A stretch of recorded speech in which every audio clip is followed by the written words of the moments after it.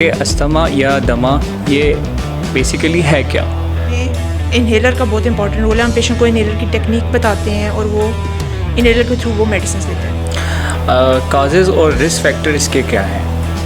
Carpet वगैरह इन चीज़ों को अवॉइड करना है। इसके फैलने की शरह क्या है?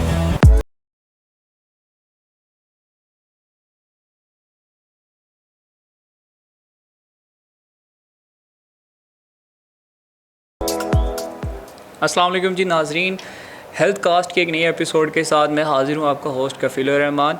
आज का हमारा टॉपिक है अस्थमा और इस पर बात करने के लिए हमारे साथ मौजूद हैं डॉक्टर कशमाला, जो कि पाकिस्तान ऑर्डिनेंस फैक्ट्री हॉस्पिटल में अपनी खिदमत सर अंजाम दे रही हैं। तो चलिए चलकर बात करते हैं अस्थमा के बारे में। अस्सलाम वालेकुम मैडम। वालेकुम सलाम। आप कैसी हैं? अल्हम्दुलिल्लाह ठीक। मैडम, नाजरीन को बताएं कि अस्थमा या दमा ये बेसिकली है क्या? अस्थमा एक सांस की बीमारी है जिसमें क्या होता है कि कुछ ट्रिगरिंग फैक्टर्स होते हैं, कुछ स्टिमुलस होता है जिसकी वजह से सांस की नाली की सोजिश हो जाती है और उसकी वजह से सांस की नालियाँ तंग हो जाती हैं। तो फिर जो पर्सन होता है उसको सांस लेने में मसला होता है, सांस लेने में दुश्वारी होती है।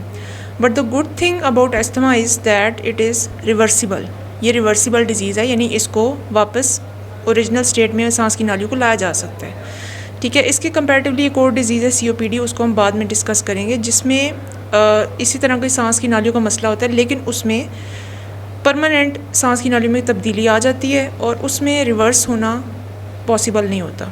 ठीक है, ये इसमें होता है। मैडम, नाजरीन को बताएं कि इसकी टाइप्स या इकसाम कौन सी हैं?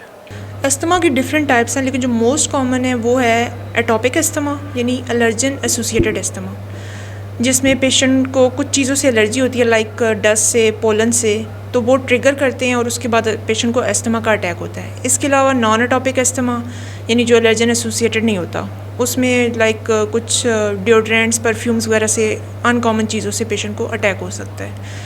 इसके अलावा जो एक मोस्ट कॉमन टाइप है वो है occupational asthma, occupation associated asthma, जिसमें ये लोग कुछ फैक्ट्रीज़ वगैरह में काम करते हैं जहाँ पे कुछ केमिकल्स होते हैं, उनसे फ्यूम्स जो आते हैं उनसे पेशेंट को अस्थमा ट्रिगर हो सकता है।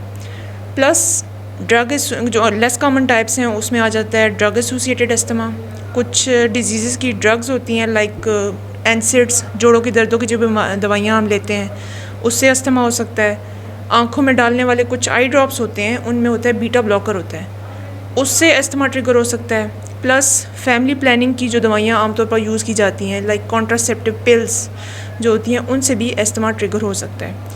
इसके अलावा अपर रिस्पायरेटरी ट्रैक इन्फेक्शन, बच्चों में मोस्ट कॉमनली सांस का जो इन्फेक्शन होता है सांस की नालियों का, उससे अस्थमा ट्रिगर हो सकता है। और एक और जो मोस्ट इम्पॉर्टेंट फैक्टर है ओबेसिटी, मोटापा, ये भी बहुत इम्पॉर्टेंट कॉज है अस्थमा की।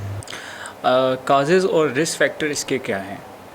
इसकी काजेज़ में कोई एग्जैक्ट कॉज तो रिसेंट मतलब अभी तक नहीं पता चल सकी, लेकिन जो सोचा जाता है वो ये है कि जेनेटिक हो सकता है, यानी फैमिलीज़ में रन करता है, फैमिली हिस्ट्री होती है। एक फैमिली में अगर अस्थमा के पेशेंट्स हैं तो मोस्ट प्रोबेबली उसके डिफरेंट मेंबर्स में अस्थमा होगा, उसके बच्चों में भी आगे रन करेगा। इसके अलावा इन्वायरमेंटल फैक्टर्स वही लाइक डस्ट, पोलन्स और गंदगी और इस तरह की चीज़ें जो है ना वो अस्थमा ट्रिगर कर सकती हैं। इसके अलावा ऑक्यूपेशन, जो मैंने बताया कि ऑक्यूपेशन कुछ मेटल्स होती हैं, कुछ फ्यूम्स होते हैं केमिकल्स की, जिनसे अस्थमा ट्रिगर हो सकता है। प्लस वही अपर रिस्पायरेटरी ट्रैक इन्फेक्शन बच्चों में most commonly, drugs different types की जो मैंने एक्सप्लेन की हैं उनसे अस्थमा हो सकता है। ओबेसिटी, मोटापा, ये बहुत इंपॉर्टेंट रिस्क फैक्टर्स हैं अस्थमा के। साइन एंड सिम्टम्स इसके क्या हैं? इसकी जो मोस्ट कॉमन अलामात हैं उनमें आता है सांस की नालियों से सीटियों की आवाज़ आना। ठीक है, पेशेंट्स समटाइम्स खुद आके पेशेंट कहता है कि मैं सांस लेता हूँ तो मुझे सीटियों की आवाज़ महसूस होती है, या समटाइम्स पेशेंट को फील नहीं भी होती तो हम स्टेथोस्कोप से जब उसकी चेस्ट को सुनते हैं तो हमें उसमें सीटियों की आवाज़ आती है।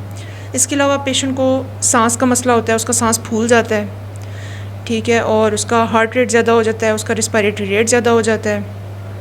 तो इस तरह की मुख्तलिफ अलामात हैं और इसमें फिर हम कैटेगराइज़ करते हैं mild asthma, severe asthma according to sign and symptoms. जो माइल्ड अस्थमा होगा उसमें पेशेंट की अलामात इतनी सवियर नहीं होंगी और पेशेंट उसमें बात आराम से कर सकता है, यानी एक सेंटेंस को आराम से कंप्लीट कर सकता है। फॉर एग्ज़ाम्पल अगर हम उससे पूछते हैं कि आप कहाँ से पढ़े हैं, तो वो आराम से बता सकता है मैं इस स्कूल से पढ़ा हूँ। लेकिन जो सवीयर अस्थमा होता है ना, उसमें पेशेंट को इतना शदीद सांस का मसला होता है कि वो एक सेंटेंस भी कंप्लीट नहीं कर सकता, वो रुक रुक के बोलेगा। ठीक है, तो ये इसकी मेन अलामात हैं। इसकी तशख़ीस कैसे मुमकिन है? तशख़ीस में सबसे पहले तो हिस्ट्री इम्पॉर्टेंट है कि हम पेशेंट से पूछेंगे उसको कौन कौन सी अलामात आती हैं और मोस्ट इम्पॉर्टेंटली उसको कब आती हैं अलामात। क्योंकि अस्थमा में एक बहुत इम्पॉर्टेंट जो इसका डायग्नोसिस की जो हिस्ट्री में बात है वो है सीजनल अटैक्स होते हैं इसमें, या कोई स्टिमुलस है उसकी वजह उसके बाद अटैक होगा। ऐसे पेशेंट बिल्कुल नॉर्मल स्टेट में होगा, लेकिन अगर कोई इसको ट्रिगर मिला है, लाइक उसको डस्ट में गया है, उसके बाद उसको सांस का मसला स्टार्ट हो जाएगा, पोलन से वो एक्सपोज हुआ है, उसके बाद सांस का मसला स्टार्ट हो जाएगा। ठीक है, और इसके अलावा वही चीज़ें, सांस में सीटियों की आवाज़ आएगी और उसका सांस फूलेगा, उसके दिल की धड़कन तेज़ हो जाएगी। तो ये सारी अलामात जो है ना हम देखेंगे, प्लस एग्जामिनेशन सेकंड स्टेप, उसमें हम पेशेंट का चेस्ट जो है ना उसको ऑस्कल्टेट करके स्टेथोस्कोप से उसकी चेस्ट को सुनते हैं, तो उसमें हमें सीटियों की आवाज़ आएगी। उसका हार्ट रेट काउंट करेंगे वो ज़्यादा होगा, उसका रिस्पिरेटरी रेट काउंट करेंगे वो ज़्यादा होगा।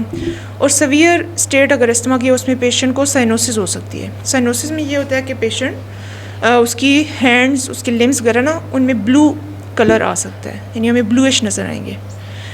इसके बाद जो नेक्स्ट स्टेप है वो है डिफरेंट टेस्ट का। उसमें हम सबसे पहले तो हम चेस्ट एक्सरे कर सकते हैं मोस्ट कॉमनली।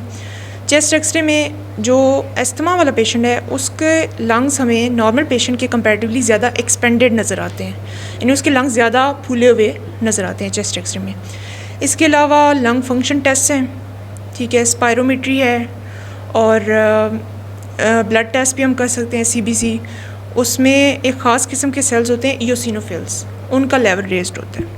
तो ये डिफरेंट चीज़ें हैं जिनसे हम अस्थमा को डायग्नोज कर सकते हैं। इसके फैलने की शरह क्या है? अस्थमा 15 मिलियन चिल्ड्रन में, 7.5 मिलियन एडल्ट्स में पाया जाता है पाकिस्तान में। फिर एडल्ट्स में अगर हम इसको कैटेगराइज करें मेल और फीमेल में, तो मेल में 6.2% और फीमेल्स में 9.7%, यानी फीमेल्स में ज़्यादा रेशो है इसकी। इसकी प्रिवेंशन और ट्रीटमेंट क्या है? ट्रीटमेंट में एक तो सबसे पहले हम पेशेंट को गाइड करते हैं कि आपने अपने जो स्टिमुलस हो, जो ट्रिगरिंग फैक्टर्स हैं, उनको अवॉइड करने हैं। क्योंकि पेशेंट को मोस्ट प्रोबेबली पता होता है कि मुझे इस चीज़ से एलर्जी है, लाइक मुझे पोलन से एलर्जी है, मुझे डस्ट से एलर्जी है, और कुछ नट्स भी होते हैं उनसे भी एलर्जी होती है पेशेंट को, पेट से हो सकती है, और कारपेट वगैरह, इन चीज़ों को अवॉइड करना है। ठीक है, इसके बाद हम जो मेडिसिन्स पेशेंट को देते हैं उनमें सबसे पहले इनहेल्ड हम ड्रग्स देते हैं, इनहेल्ड कॉर्टिकोस्टेरॉइड्स उन्हें कहते हैं, वो हम देते हैं। और उसमें इनहेलर का बहुत इंपॉर्टेंट रोल है, हम पेशेंट को इनहेलर की टेक्निक बताते हैं और वो इनहेलर के थ्रू वो मेडिसिन लेते हैं। इसके बाद अगर इससे पेशेंट को फ़ायदा नहीं होता तो फिर हम उसको ओरल ड्रग्स देते हैं, ओरल कॉर्टिकोस्टेरॉइड्स देते हैं, यानी गोलियाँ देते हैं। तो इसमें इनहेलर की टेक्निक बहुत इंपॉर्टेंट है, वो इंशाल्लाह हम साथ में बताएंगे कि इनहेलर को किस तरह से प्रॉपर्ली यूज़ करना है। क्योंकि मोस्ट इम्पॉर्टेंट ये है कि कुछ लोग कहते हैं कि हम इनहेलर यूज़ कर रहे हैं बट हमें कोई फ़ायदा नहीं हो रहा, तो उसके पीछे कॉमन रीज़न ये होती है कि उनको सही से इनहेलर यूज़ करना आता ही नहीं होता, वो सही से इनहेलर यूज़ ही नहीं कर रहे होते। दैन इसकी प्रिवेंशंस, उसमें जो मोस्ट इम्पॉर्टेंट चीज़ है कि आप अपनी सफाई का ख्याल रखें, ठीक है, डस्ट को अवॉइड करें और पोलन्स और इस तरह की चीज़ों को अवॉइड करें। प्लस आपने अपने लाइफस्टाइल को मॉडिफाई करना है, क्योंकि ओबेसिटी बहुत कॉमन रीज़न है, तो आपने हेल्दी डाइट यूज़ करनी है, एक्सरसाइज करनी है। और इसके अलावा जिन लोगों को डस्ट से इस तरह की चीज़ों से एलर्जी है वो अपने घरों में कारपेट का इस्तेमाल ना करें। और पाकिस्तान में एक जो आजकल पॉवर्टी जिस तरह से चल रही है, पुअर लोगों की रेशो बहुत ज़्यादा है, तो लोग मोस्टली लंडे वगैरह की चीज़ें और इस तरह की चीज़ें यूज़ कर रहे होते हैं। तो उनके लिए ये मैसेज है कि वो अगर बेशक यूज़ करें, ऐसी चीज़ें लें, लेकिन उनको प्रॉपर्ली पहले क्लीन करें, सही तरीके से साफ़ करके इस्तेमाल करें, क्योंकि उनमें डस्ट होगी और इस तरह की चीज़ होगी, फिर उनको एलर्जी होगी। दैन पेट्स से अगर किसी को एलर्जी है तो वो पेट्स ना रखें। और ऑक्यूपेशनल अस्थमा है अगर किसी को, तो ऑब्वियसली आप अपनी जॉब छोड़ तो नहीं सकते, लेकिन आप ये प्रिकॉशंस यूज़ कर सकते हैं कि आप प्रॉपर मास्क का इस्तेमाल करें। और अगर आपको वीकेंड्स पे जब भी आपको ऑफ मिलता है, आप ट्राई करें कि आप फ्रेश एयर में जाएं और सही से फ्रेश एयर में सांस लें, और जितना हो सके आपने ना अवॉइड करना है उस चीज़ को, जितना पॉसिबल हो अवॉइड करें उसको। तो नाज़रीन, ये थी हमारे साथ डॉक्टर कशमाला। उम्मीद करते हैं कि हमारा आज का हेल्थ कास्ट का पॉडकास्ट आपको यकीनन पसंद आया होगा। बहुत शुक्रिया जुड़े रहने के लिए। मज़ीद मालूमात और इन्फॉर्मेटिव वीडियोस के लिए जुड़े रहें हेल्थ कास्ट के साथ। बहुत शुक्रिया। अल्लाह हाफ़िज़। Thank you madam.